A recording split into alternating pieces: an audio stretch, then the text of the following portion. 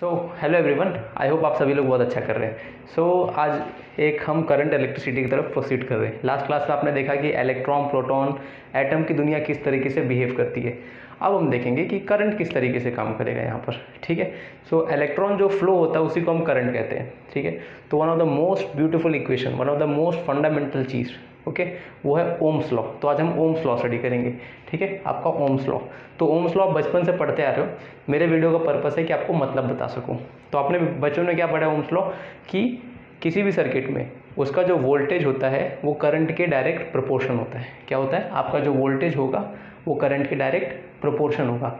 Direct proportion मतलब क्या, कि जैसे जैसे आपका वोल्टेज बढ़ेगा वैसे वैसे करंट इंक्रीज होगा। ठीक है, तो अगर आपने एक सर्किट में वोल्टेज अपना बढ़ा दिया, सपोज आपने कोई दूसरी बैटरी लगा दी जो ज़्यादा वोल्टेज की है, तो उस सर्किट में अब ज़्यादा करंट दौड़ने लगेगा। ठीक है, तो इस चीज़ को हम देखेंगे। फाइन। तो आपने देखा है कि V directly proportional to R होता है, I होता है करंट के। हम प्रोपोर्शनल को हटाने के लिए, इक्वल टू डालने के लिए एक कांस्टेंट डाल देते हैं। उस कांस्टेंट को मैं यहाँ पर R कह रहा हूँ। Okay, where R is the resistance of the circuit.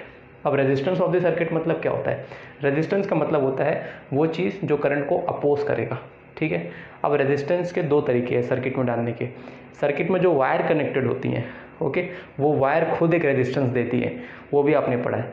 Okay, wire की खुद की अपनी रेजिस्टिविटी होती है, उसकी लेंथ होती है, उसके एरिया होता है, उसके वजह से एक रेजिस्टेंस सर्किट को मिलता है। एक और रेजिस्टेंस होता है जो एक्सटर्नल रेजिस्टेंस होता है।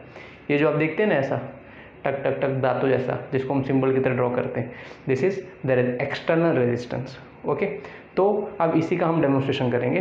तो हमने क्या देखा है कि किसी भी सर्किट में उसका जितना भी करंट जाने वाला है वो किसके प्रोपोर्शनल होता है, वोल्टेज के। जितना ज़्यादा आप वोल्टेज सप्लाई करोगे उतना ज़्यादा उसमें करंट जाएगा। तो इसको देखते हैं। तो मैंने यहाँ पर एग्जाम्पल के लिए दो सर्किट ले लिए। ठीक है, पहले सर्किट में 20 ओम्स का रेजिस्टेंस है, दूसरे में भी 20 ओम्स का रेजिस्टेंस है। तो बेसिक कंडीशन मैंने सेम रखी है। ठीक है, एक्सटर्नल कंडीशन जिसको कहते हैं। ओके, सो रेजिस्टेंस दोनों का सेम है। आपको ये नहीं कह सकता है कि यार इसमें ज़्यादा रेजिस्टेंस था इसलिए उसमें ज़्यादा करंट, उसमें कम करंट गया। जिस सर्किट में ज़्यादा रेजिस्टेंस होता है उसमें करंट कम जाता है, जिसमें कम रेजिस्टेंस होता है उसमें करंट ज़्यादा जाता है। लेकिन मैंने उस चीज़ को भी हटा दिया। मैंने क्या किया, दोनों में रेजिस्टेंस सेम डाला। ओके, अब क्या करेंगे, मैंने दोनों की बैटरी अलग अलग रखी है लेकिन। ठीक है, इसकी बैटरी 20 वोल्ट रखी है, इसकी बैटरी 40 वोल्ट रखी है। कोई भी साइंटिस्ट होता है वो ऐसे ही चेक करता है, अलग अलग पैरामीटर्स को चेंज करते रहता है ताकि उसके बिहेवियर को ऑब्जर्व कर सके। ठीक है, जब उन्होंने क्या किया, 20 वोल्ट के साथ एक बार यूज़ किया, एक बार सेम रेजिस्टेंस के साथ 40 वोल्ट के साथ यूज़ किया। अभी हम वायर की वजह से जो रेजिस्टेंस मिलता है, जो मैंने आपको बताया था कि वायर की वजह से रेजिस्टेंस आता है, उसको हम इग्नोर करने वाले हैं। ठीक है ना, वो आगे के सम्स में आएगा, लेकिन फिलहाल ये बेसिक सम्स में हम वायर की वजह से रेजिस्टेंस को इग्नोर करेंगे। Our resistance will be only due to the external resistance in the circuit. Okay, अब क्या हो जाएगा, तो आप क्या कर सकते हो, आप इस पूरे सर्किट में ओम्स लॉ अप्लाई कर सकते हो। ठीक, तो पहले इस वाले को देखेंगे। V is equal to IR आप लगा सकते हो इस पूरे सर्किट में। ध्यान दो, we are applying Ohm's law in the entire circuit. Okay, why I am saying that Ohm's law आप एक इंडिविजुअल रेजिस्टेंस पे भी लगा सकते हो, वो सब हम आगे सीखेंगे। Fine, V is equal to IR।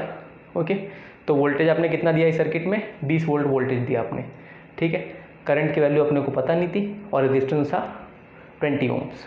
Okay, फिर आप इस 20 को कट कर देंगे, आपको करंट आ जाएगा 1 एम्पियर। तो ऊपर वाले सर्किट में जिसमें 20 वोल्ट की बैटरी लगी है, करंट कितना जा रहा है, 1 एम्पियर का। 1 एम्पियर का करंट यहाँ से फ्लो होना शुरू हो जाएगा।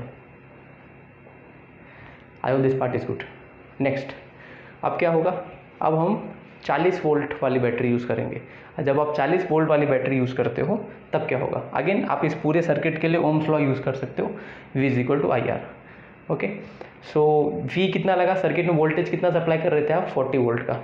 करंट अपने को नहीं पता, रेजिस्टेंस 20 ओम का, तो करंट वी फाउंड 2 एम्पियर। तो देखा आपने वोल्टेज को डबल किया, करंट भी डबल हो गया। ठीक है, इस केस में खाली 1 एम्पियर करंट जा रहा था और इस केस में 2 एम्पियर करंट गया। Okay, can you see the difference in the current. इसमें 2 एम्पियर करंट जाएगा। तो that is what Ohm's law said. It said कि अगर आप सर्किट में वोल्टेज पोटेंशियल डिफरेंस, ठीक है ना, वोल्टेज सोर्स को इंक्रीज करोगे तो आपका करंट ज़्यादा जाएगा। ठीक है, कभी कभी नॉर्मली लोगों को सुन के लगता है इसमें कौन सी बहुत बड़ी बात है, लेकिन जब हमको रिलेशन पता नहीं होता तब उसको ऑब्जर्व करना एक बहुत ही बड़ी अचीवमेंट होती है और इसको ओम्स ने करके दिखाया था। आई होप आप लोग को वीडियो पसंद आया। वीडियो को लाइक करना, चैनल को सब्सक्राइब करना, कमेंट करना, फ्रेंड्स के साथ शेयर करना। Okay, thank you so much everyone, have a very good time.